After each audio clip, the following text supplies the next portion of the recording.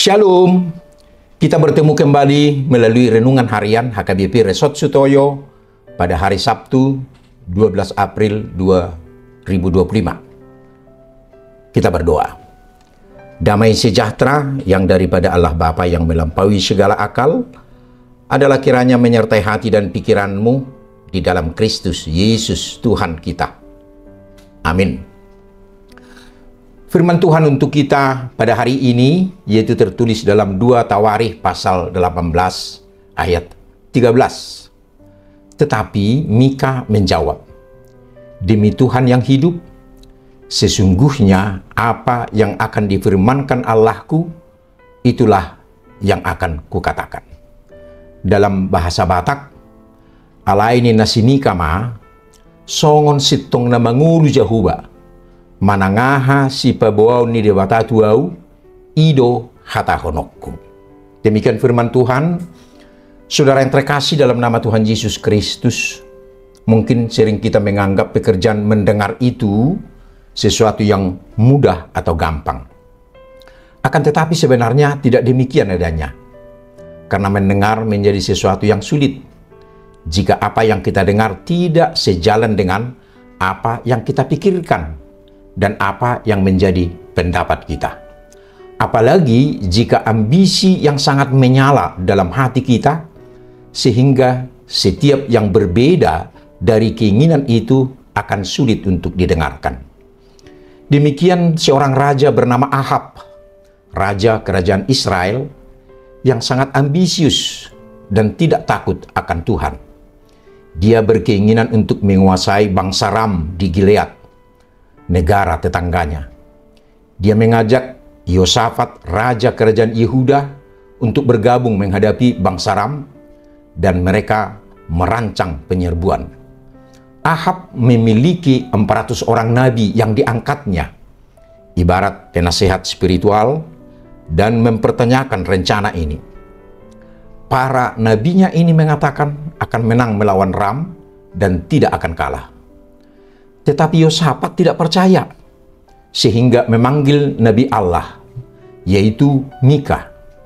Kemudian Nabi Mika mengatakan kebalikannya, bahwa mereka akan kalah, malapetaka akan datang. Ahab marah atas nubuatan Mika, karena tidak sesuai dengan apa yang diinginkannya, dan akhirnya memasukkan Mika dalam penjara. Tetapi akhirnya apa yang terjadi?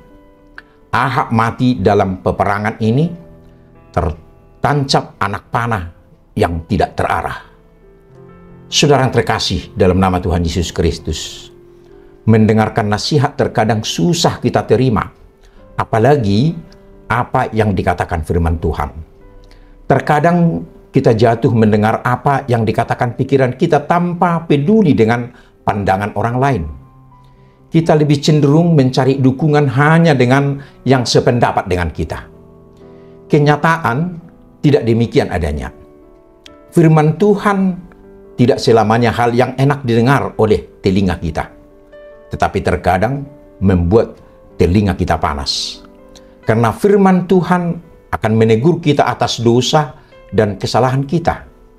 Nasihat dan teguran firman Tuhan terkadang kita anggap menghambat keinginan kita.